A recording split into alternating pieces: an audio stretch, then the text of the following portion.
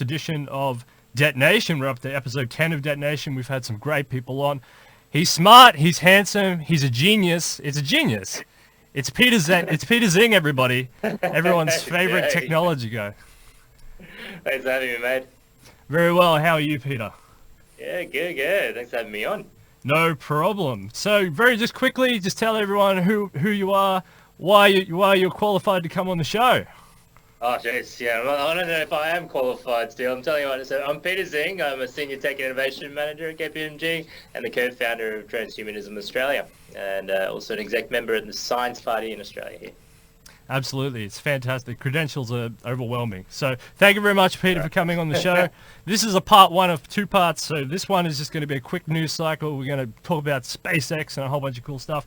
Next episode, we'll talk about more about you and your mission in Australia and what you're trying to achieve here, and how investors and people with power and money can all flock to and use that information and create a better future for everybody. So getting into the news cycle, SpaceX is in the news. It's always in the news. Elon is always in the news. Wherever you look, he's always doing something amazing, right? But this is a different sort of news. This is he said that they've launched up 60 of these Starlight satellites. It's supposed to be the new super broadband across the world, and 3 of them are going offline. But now SpaceX was saying 2 of them were supposed to go offline because they were trying to burn them up anyway. What do you reckon? Check it out. Yeah, this is part of his master plan, through the SpaceX mission, because, he's always trying to create business models that have a sustainable approach. And, the Starlink system is a way to generate profits for something that can be making humanity multiplanetary. And that's through providing internet to those countries and areas where there is it's very hard to provide internet coverage. You look in Australia, the NBN, for example, how expensive that is. And by the time the Starlink comes online, it's essentially going to make the NBN redundant, because you're talking about gigabit speed connections in rural Australia where you don't need to lay down the cables. And essentially those satellites are just beaming that internet straight down.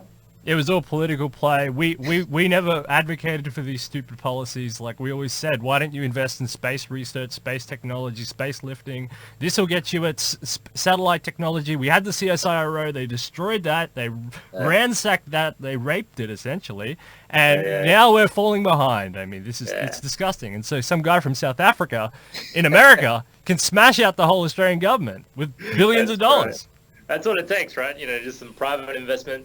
But we do have to talk about the role of government in space, because, it's really just trying to find those market failures where the governments should be playing a role, because space initially was an uncharted territory. The risks were not quantified for businesses to step in. And, since, we had the moon missions, we had, other NASA missions since then, that risk has essentially been quantified. And that's why private sector is stepping in to generate those profits that are available to be done. And Starlink is a perfect example of how it can succeed.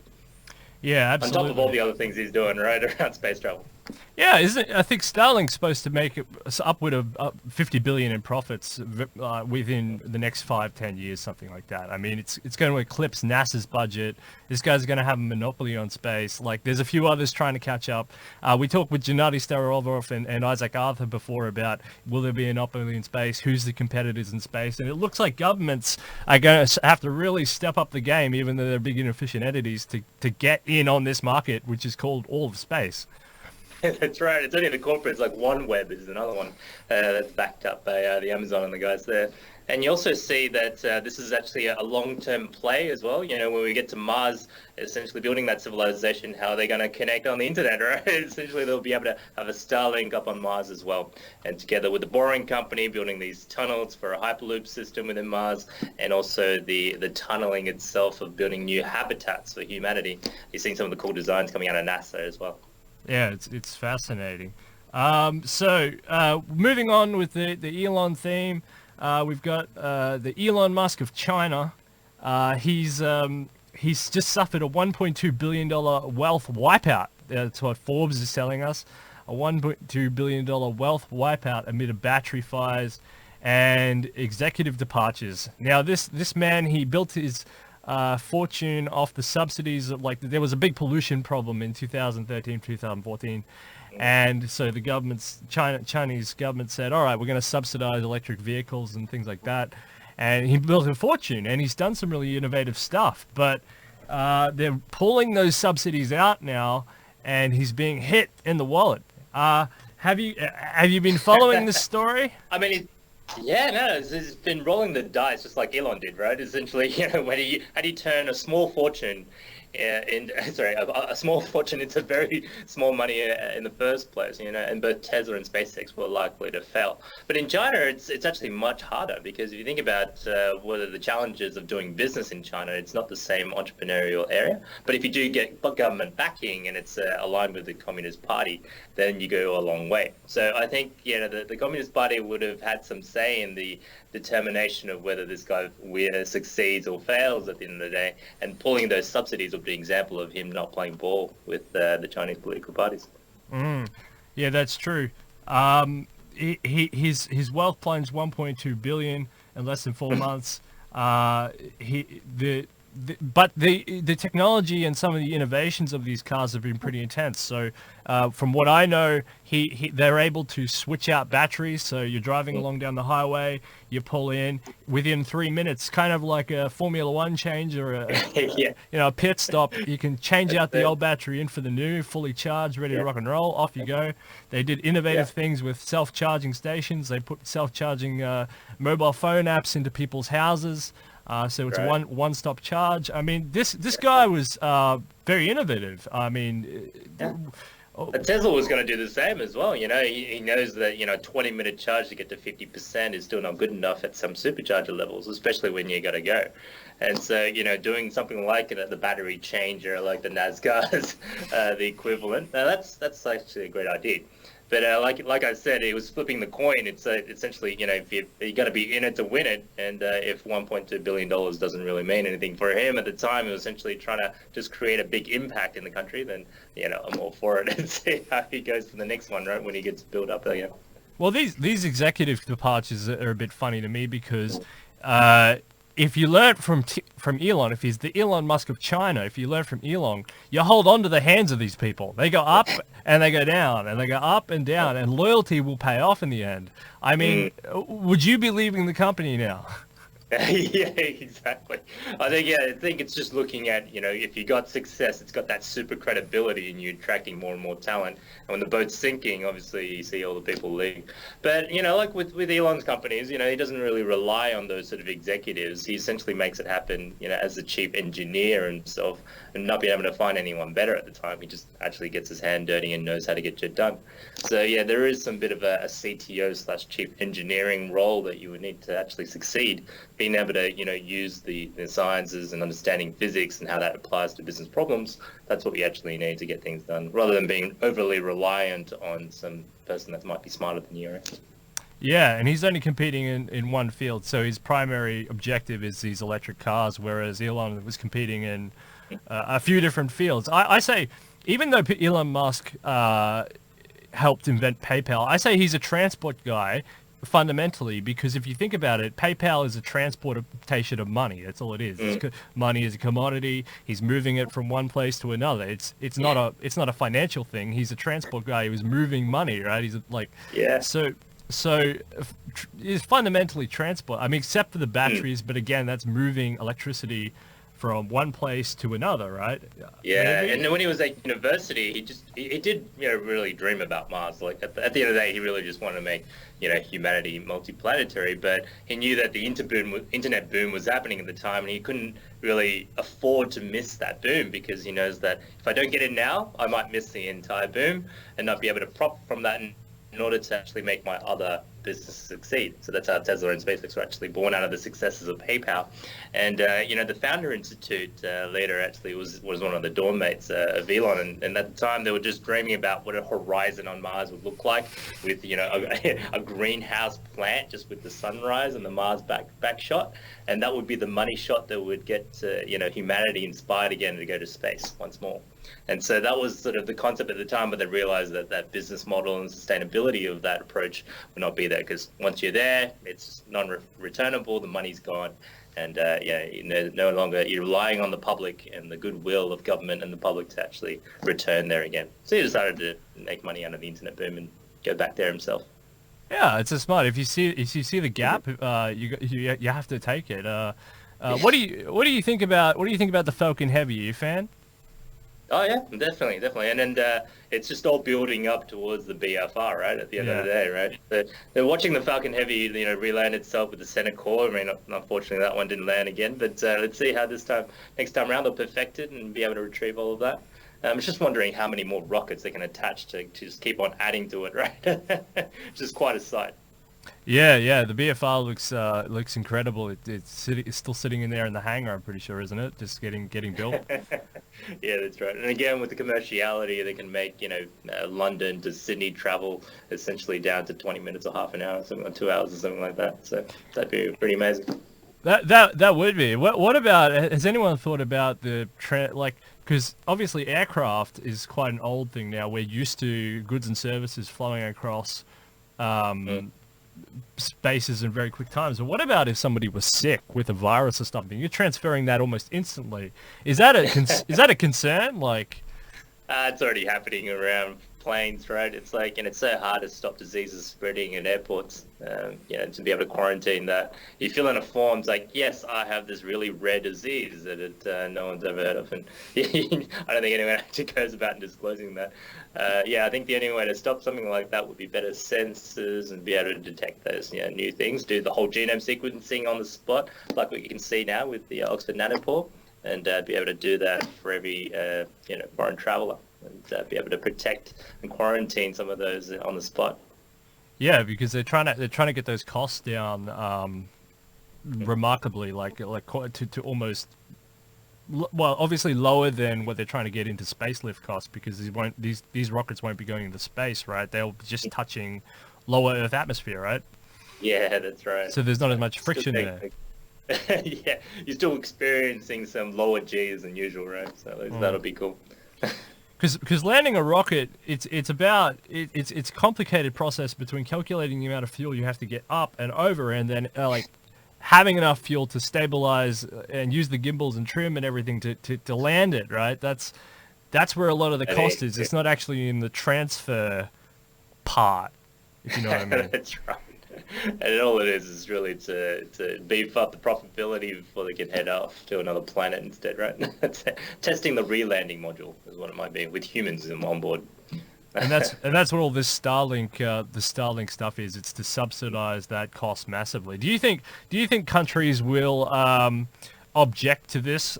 Astronomers are already complaining that it might block out observatories, and it might stop Earth from being able to examine the far reaches of the galaxy and stuff. Do you buy any of this, or do you think they should just move all the telescopes to space and forget about it? Exactly. Yeah, it's light pollution for the people on the ground, but then you move those better equipment in space and actually providing a better mechanism, because you don't have to worry about the atmosphere as well.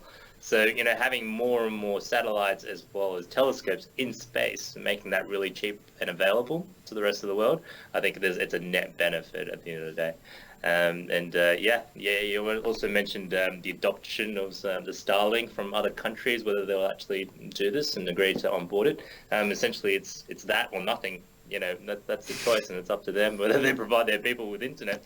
And if the governments don't say yes, then the people will find a way to backdoor and just sign up through the international community. Yeah, because you're going to end up with a sort of diversity of internets. At the moment, you only have a few different internets. You have sort of a dark web, you have the scholarly internet, then you have like China net and North Korea net, and then a global sort of network, right? That's kind of the main internets that we have now. It's like a few different ones. And then in the global internet, you have platforms, which we're going to go on in the next show, and we'll talk about all that sort of stuff, which are trying to hijack the global internet. They're trying to force people to look at certain content and trying to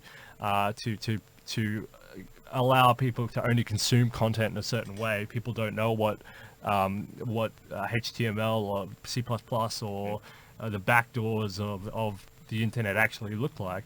So what do you think? Do you think that Do you think that governments like North Korea and stuff will say no? Like, we're not going to have that. We're going to have North Korea net, and you guys are, Yeah. you know. Yeah, I mean, the Chinese firewall is working really, really hard, especially in the Hong Kong demonstrations we've seen recently. Yeah, North Korea now definitely there's more people involved with that, and also doing cyber attacks in foreign countries is just taking as much money. But yeah, at the end of the day, I think if you find a way to have a connection, through a third-party mobile phone that's, magically parachutes and lands in your front door potentially, then that's already connected to something that's using, physics connected to the Starlink system. So that's actually something that is very hard to prevent. People will be able to hide it on their beds. Essentially, these are the blacklisted products within a country when you're trying to ban something like that. But at the end of the day, en masse, it's going to be very hard to control those internet connections when you have the hardware that's available in space within reach in that country. So yeah, those sort of artificial barriers like the Great Chinese Firewall, might be finding a lot of challenges as we see a democratization of internet access.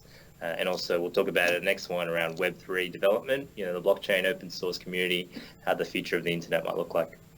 Yeah, ledger technology. That's where it's all going. Everything will have to be verified, and if it's not verified on the chain, then it's all essentially useless. That's going to be great for the future of the internet, I think, because it'll enhance certain efficiencies, not all efficiencies, but certain efficiencies. What do you think about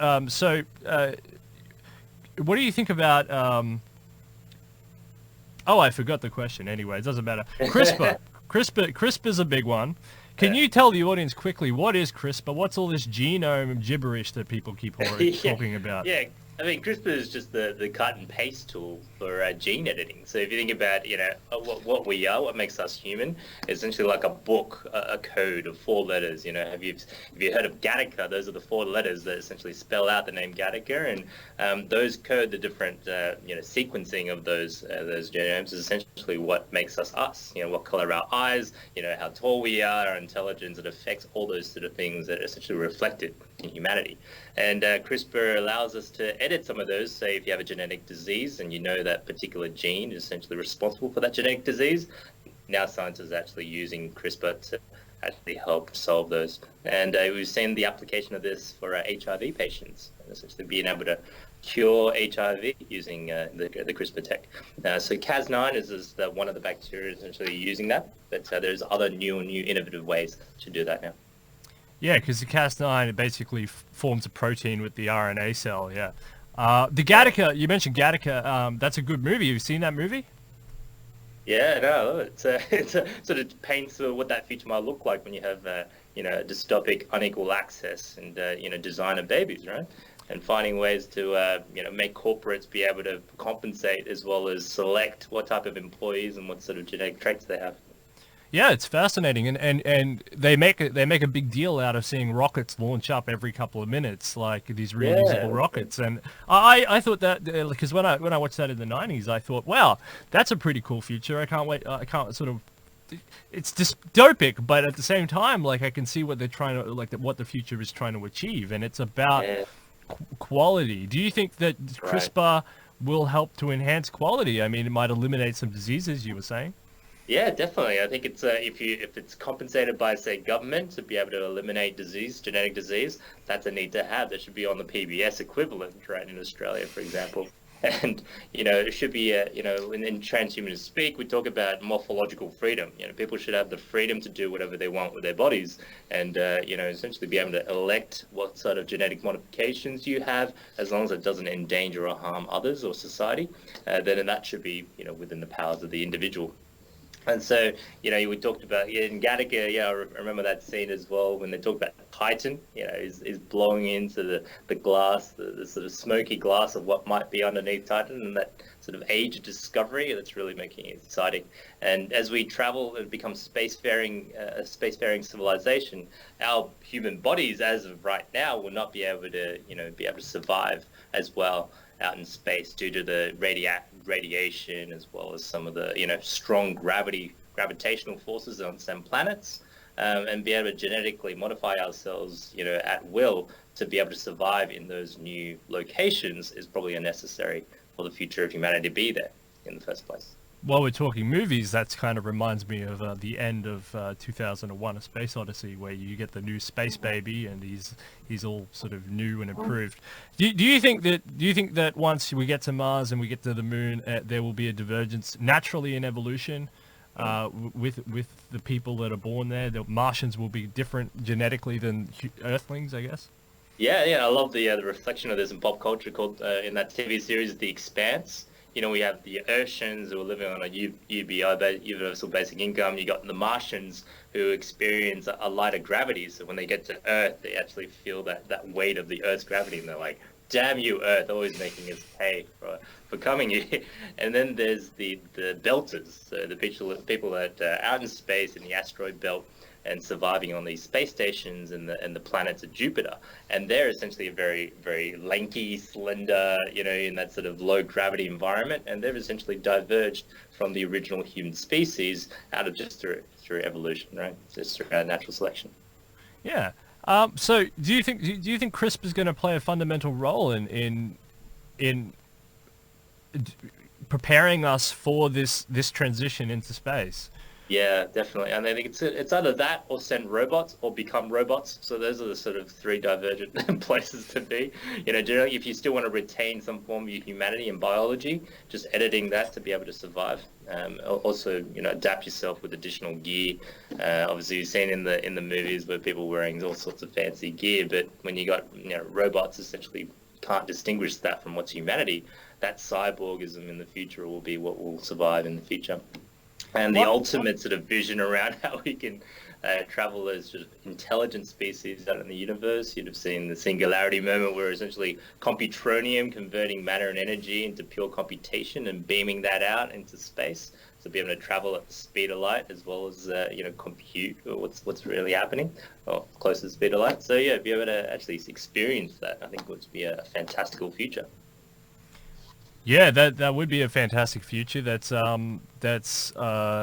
incredibly disturbing for people who want to stay as humans. They think that human beings are created, maybe if you're religious, by God, or therefore by evolution, and that we've been designed to stay that way and function that way. What do you say? Because essentially you're saying that transhumanists are libertarians. On what was the word? Metaphoric? Yeah, morphological freedom. Yeah, so if they want to stay as a human and not edit themselves and stay to I guess they would think of it as a purest form, then they can, and it'd be the equivalent of wanting to continue to ride horses, and people still do that essentially just for leisure and having to experience that. But giving people the option of experiencing something else as well, that's also entirely on the optional path. What will be hard to avoid is the need to have in the future. So if you're trying to survive on a competitive landscape, not gene editing yourself might be one of those challenges. If you decide not to use a smartphone today, it's pretty hard, right? It's essentially you feel like you're not being able to tap into the collective information of humanity at a whim, and you'd have to go to a library or find some books or something like that to find some information, and you'd be at a disadvantage to the rest of humanity. And it'd be the same with genes. If you want to travel to space, you will have to buy all this expensive gear just to survive. And if you want to actually work in an office environment, not having the intelligence as every one of your peers makes you at a competitive disadvantage. So that is the risk if you want to stay in its purest form, what we are as humans today. But yeah, I'm sure there'll be options for those as well. Yeah, so you can see how there's going to be a big market for sort of human editing in the future, because people aren't talking about the cyborg revolution happening right now. People aren't talking about the integration of the arms and the legs. If you look at the Disability Olympics, for example, you see plenty of human modification. People are now already putting chips into their arms for different reasons. We've already got iron hearts, different heart modifications and things. Plastic is going in there and other things to help us. We're becoming slowly Sophias. we're slowly emerging into that reality, and people are they're either ignoring it, they're befuddled, or it's happening at such a slow rate that people aren't really noticing the transformation. What say you on the topic of what's already going on all around us? Yeah, I mean, we're extremely fast adopters, right? I mean, like, we get used to things really quickly as a society. You know, 10 years ago, we didn't have smartphones, and now everyone's visiting their physio every fortnight because their necks essentially strain from looking down at the screen 24/7 while they're still awake. And we didn't notice that change. We got used to it so quickly. We might have noticed it at the start, you know, when we first see, say, AirPods being worn on the street. Everyone's got AirPods. And then now just like, you know, you just got to have one just to be able to look like, you know, poor or something like that, and having these strings coming out of your earphones. So it just feels like that as a society, and in the advanced economies anyway, we adapt as a society quite quickly to those changes, because even 2 years ago, you wouldn't imagine what it was like. If you look at the movie Matrix, for example, there was that scene with the lady in the red going down the street. And, you know, what was really strange about watching that movie now is that everyone on the street was just looking straight ahead. There was no one on their smartphone. So it's just so alien just to see that movie from, you know, a couple of decades ago. And as a society, when we're seeing these, if we're seeing these CRISPR gene editings, we're seeing, you know, essentially changes to humanity, initially it will be a shock. You know, we have, you know, these reactions to the designer babies in China that's happened. You know, there's a third CRISPR baby that's just been announced. And so, you know, initially we're saying, oh, we got to keep them anonymous because, you know, that would be treated as like the results of China's Frankenstein is what they're calling it. But in the future, where it's just a standard checkbox on your form around you know, becoming pregnant, the in vitro fertilization, for example, has become so standard. It'll essentially be an additional tick of the box to say that you want to have genetic screening across and also genetic editing around what sort of child and health what you like. So those standardizations would be adopted by society and quite quickly accepted. As soon as we get through those ethical challenges and addressing them earlier on, making sure that, you know, the society does accept that initial challenge and going through that discussion first.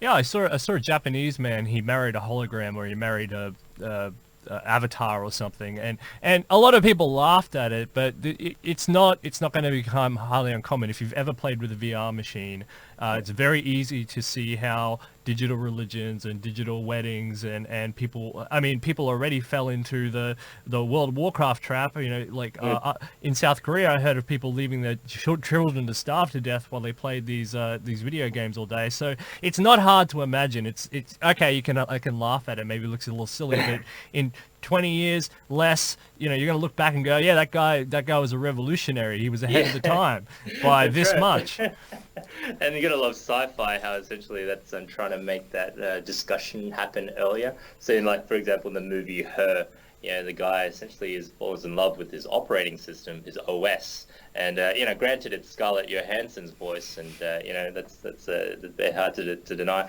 But it's that started in that sci-fi discussion around everybody starting to go out with their OS. It's like, well, that's quite common now. Well, that's okay. You know, I know Frank, who's our friend, is also going out with an OS. So it becomes a social norm, as it was painted in that movie quite quickly. But then when the OSs decide to leave in that mass departure of the AI, leaving humanity behind, that was deeply touching and deeply creating a sense of emptiness for what it means to stay human in that future. You mentioned. I'll just tell you a quick story because we're running out of time. But you mentioned the mobile phones and everyone's using the mobile phones and all that. I've seen the video, and it's a video of you know, how everyone's addicted to mobile phones, and the person's going to jump, and they're all filming the person going to jump. I'm not sure if you've seen this one, and how it uses the Earth resources and all this sort of stuff, and how it's disgusting, how the whole society. And I saw a lady watching that on her phone at a train station with everyone else looking at a phone, watching that video, going, "Yeah, I agree with that." Everyone's looking at their phone. Like, the irony is beyond, you know. It's some serious inception. It's like we're in a simulation of just people laughing at us while we realize what's happening. Yeah, absolutely. Peter, have you got a final word for this part of the show? This is only the warm up. We talked about Elon. We talked about CRISPR. We talked about the Elon Musk of China. He's going down the toilet. Well, yeah, no, good on him for trying, and good luck for his next ventures. But I really appreciate you doing this, and spreading the word around the emerging technologies that's happening around the world to the people out there. So stay curious. If you want to find these things, essentially they're going to be irrelevant for the finances for sure, because the economy is changing rapidly as a result of these emerging technologies, and without being across these, you won't be able to competitive advantage compared to the peers. Yeah, that's why we're doing the show, because we're trying to, people are trying to keep up with the money, but you have to know where the trends are to follow the money, and it's all heading into Bitcoin and blockchain and block worlds, but the old order will fight back. There's too much at stake, so we'll see how it goes. Yeah, that's right. Yeah, looking forward to talking about Libra and the platform wars at the next one. All right, Peter Xing, thank you very much for joining us from Sydney, Australia. Hey, Steele. Cheers, mate. Thank you.